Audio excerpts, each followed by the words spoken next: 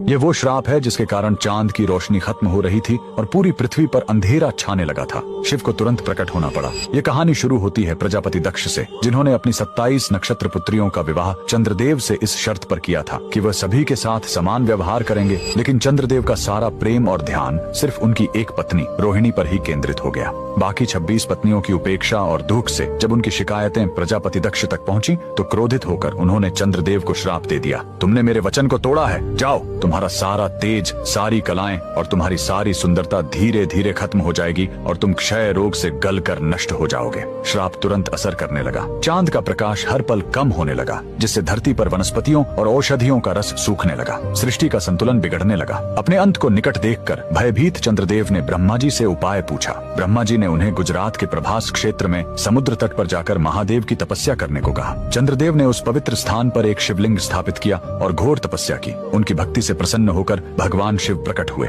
उन्होंने कहा, मैं दक्ष के श्राप को पूरी तरह खत्म तो नहीं कर सकता, लेकिन उसका प्रभाव कम कर सकता हूँ। शिव ने वरदान दिया, तुम कृष्ण पक्ष में 15 दिन क्षीण होगे, लेकिन शुक्ल पक्ष में 15 दिन फिर से पूर्ण हो जाओगे। उन्होंने चंद्र को अपने मस्तक पर धारण कर लिया और चंद्रशेखर कहलाए। और जिस ज्योतिर्लिंग की चंद्र ने पूजा की थी वो सोमनाथ, सोम यानी चंद्र के नाथ के नाम से प्रसिद्ध हुआ। और यही सोमनाथ मंदिर भारत का पहला ज्योतिर्लिंग आज भी गुजरात के वेरावल में उसी समुद्र तट पर शान से खड़ा है जहाँ चंद्रदेव ने श्राप से मुक्ति पाई थी। लेकिन रुकिए, इस मंदिर का एक और रहस्य है। यहाँ मौजूद बाण स्तंभ यह बताता है कि यहाँ से लेकर दक्षिणी ध्रुव तक समुद्र के रास्ते में कोई जमीन नहीं है। भगवान शिव के भक्त कमेंट में हर हर महादेव जरूर लिखें।